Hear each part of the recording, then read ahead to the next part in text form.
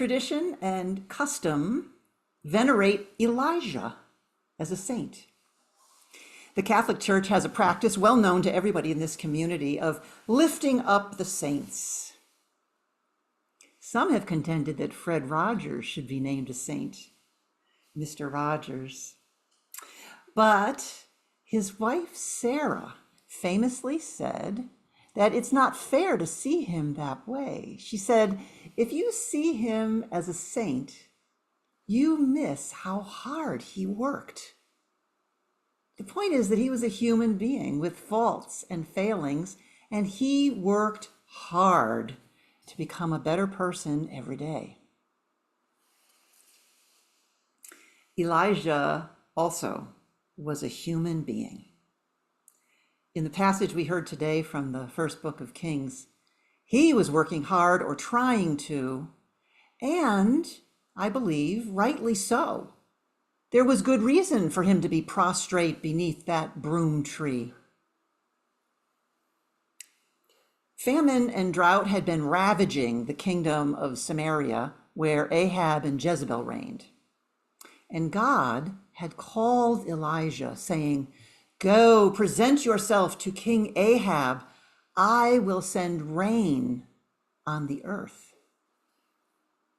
So Elijah did that.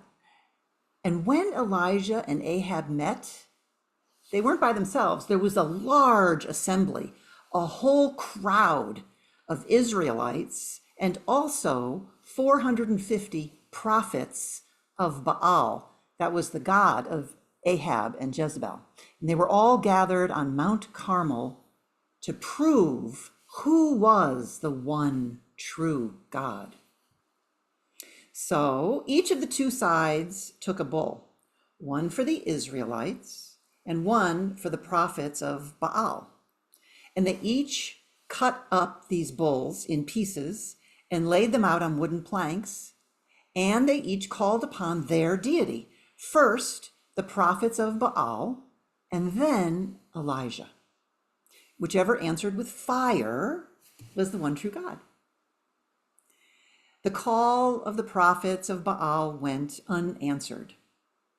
But the God of the Israelites sent fire, which, it says in Kings, consumed the offering, the wood, the stones, the dust, and even licked up the water that was in the trench.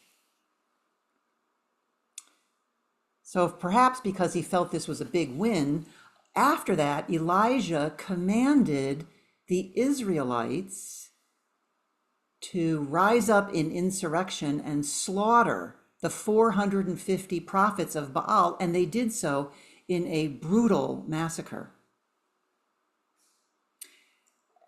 As I read this story anyway, I see no command from God to slaughter anyone. God's promise was to send rain to save the people, all the people, regardless of their religion, from the drought and the famine. And so it's no wonder that Elijah fled to the wilderness. I imagine him prostrate in atonement under that broom tree, seeking the sedation of sleep to escape the memory of the scene of horror he had provoked by his own hubris. And an angel of God came to him 2 times to wake him up, to remind him of the great need to do the hard work, to walk the walk of penitence. 40 days, our scripture says, but 40 is a biblical euphemism for abundance, a great amount of time. Maybe it was more than 40 days. Elijah the human had a lot of work to do. Paul's letter to the Ephesians also reminds us of our human work. It says we are to remove all bitterness, fury, anger, shouting, and reviling, along with all malice. Paul reminds us to be kind to one another, compassionate, forgiving one another. And then, in the gospel we heard today, the authorities are murmuring about Jesus. And their chief complaint seems to be that he does not come from the right people. We know his parents. They complain about his family tree. They cannot imagine that anyone who comes from that family could possibly say anything worth listening to, especially and ironically when the message is to love one another, to love every family tree, to lift up ordinary people such as Samaritans, the poor, the sick, to make sacred every ordinary thing, such as light, a gate, shepherds, a grapevine, ordinary people, ordinary things, as sacred icons of God, worthy, beloved.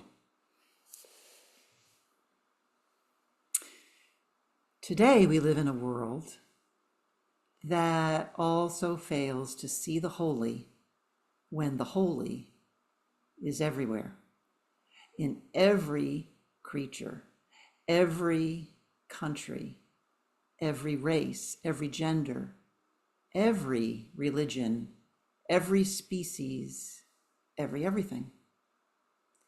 On this day and every day, God sends holy angels to wake us up.